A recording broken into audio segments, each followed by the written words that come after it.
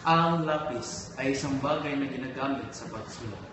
Ang lapis ay pwede pang itong burahin ang mga kamaliang nagawa o naisulat sa isang papel, notebook at iba pa.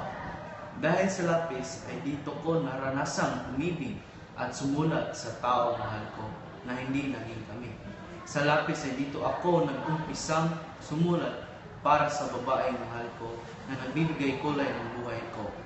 Ito ang ginamit ko upang maipahayag ang damdamin ko para sa taong mahal ko. Tungkol sa pagtingin ko sa kanya, nang dahil sa kanya ay kompleto ang araw ko pag nakita ko siya. Dahil sa kanya, natuto akong magmahal. Dahil sa kanya, natuto akong sumulat. Hanggang sa lapis na lang ba ang lahat ng ito? Kung paano ba siya tinatrato na isang prinsesa ng buhay ko, na para bang sentimo na pakalat-kalat lang ako sa kanto. Nagkatanga at umasa na mahalin niya ako tulad ng pagmamahal ko sa iyo. Ang lapis ko ay ubos na. Ubos na ang pasyensya ko na unti-unting naglaho na parang mula. Ang lapis ay nakatulong sa sarili ko sa kamaliang pagpili ng taong mahal ko sa kahapon na dapat ko nang kalimutan o burahin sa aking masakit na kahapon.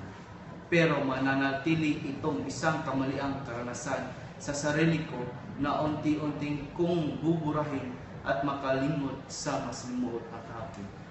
Ginawa ko ang lahat, ang lapis ko, gamit ang lapis ko. Dahil sa takot kong ito,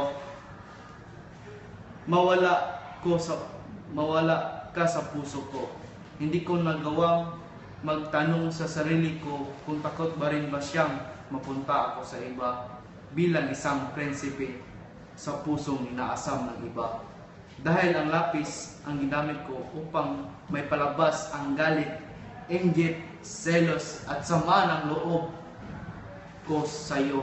Sana lapis na lang ako upang unti-unti kong may bubura ang lahat ng kamalian ko sa sakit ng kahapon ko. Dahil ang kahapon ko ay hindi na may babalik ang kamaliang nagawa ko na pwede sanang baguhin ang kahapon gamit ang lapis ko, pero hindi na. May babalik pa ang kahapon ko, kundi tanggapin at baguhin sa masakit na kahapon.